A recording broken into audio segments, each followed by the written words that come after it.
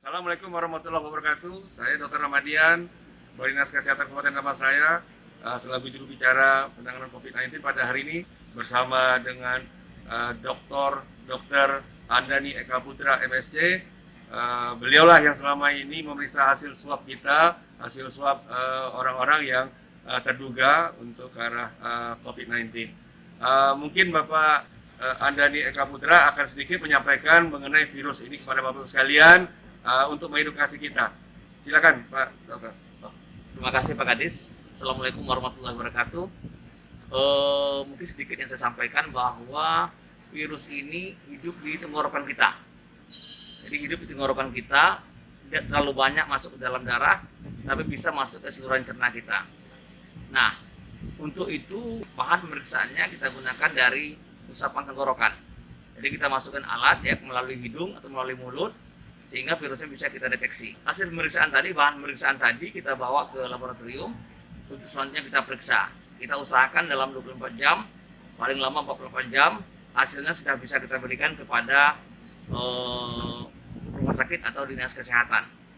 Nah, satu hal yang paling penting adalah bukan kami memeriksanya yang penting, tapi bagaimana Bapak Ibu bisa mencegahnya supaya Bapak Ibu jangan tertular. Karena kalau tertular, periodisasinya akan sangat lama.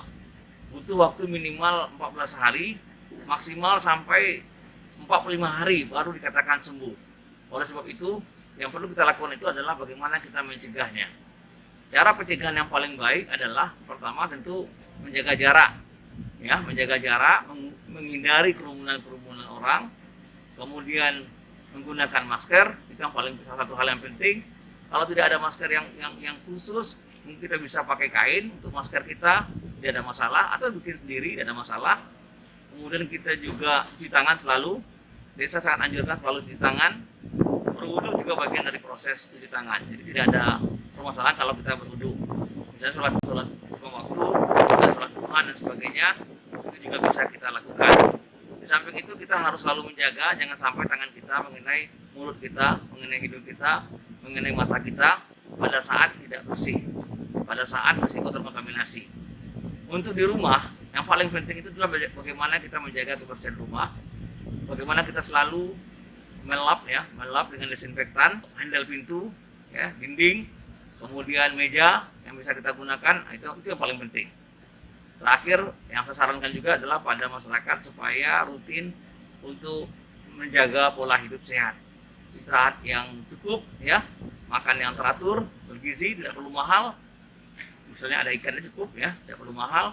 Kemudian yang paling pokok juga adalah tidak merokok. Jadi merokok itu sangat mudah tertular oleh virus COVID-19 ini. Jadi bagi perokok untuk selama periode ini kalau bisa hentikan dulu rokoknya. Mungkin boleh diinformasikan Dok, berapa banyak satu sampel yang diperiksa di laboratorium ini? Oke. Laboratorium ini bisa memeriksa saat ini rata-rata kita 200 sampai 250 per hari dengan kapasitas maksimal itu bisa sampai 320 sampel per hari. Nah, begitu peralatan kita datang, kita berharap target kita akan kita tingkatkan menjadi sekitar 700 sampai 800 sampel per hari. Kita terus terang mendukung kebijakan pemerintah Pemprov supaya kita cepat mengeliminasi COVID ini di Sumatera Barat. Jadi tugas labor ini adalah untuk mempercepat pemutusan rantai infeksi, rantai penularan dengan cara mencari orang-orang yang terinfeksi, khususnya orang-orang yang gejalanya ringan atau orang-orang yang tanpa gejala. Gitu. Dan kenapa kalau misalnya agak lama sampai 2 hari 3 hari itu karena memang banyak ya Dok ya, banyak Ya, sampel ya. target kita kan saya katakan tadi 24 jam dengan kuota sekitar 200 sampai 250 ribu per hari. Kalau masuk sampai 400 tentu yang 150 lagi harus menunggu untuk besoknya. Nah, ini yang jadi masalah. Belum lagi kalau kemarin-kemarin kita masih masalah dengan regen. Hari Selasa kemarin kita tidak jalan karena regen kita habis. Tapi alhamdulillah mulai hari ini rasanya regen kita akan cukup, kita punya stok sampai 15.000 regen. Nah, ini yang menguntungkan bagi kita sekarang.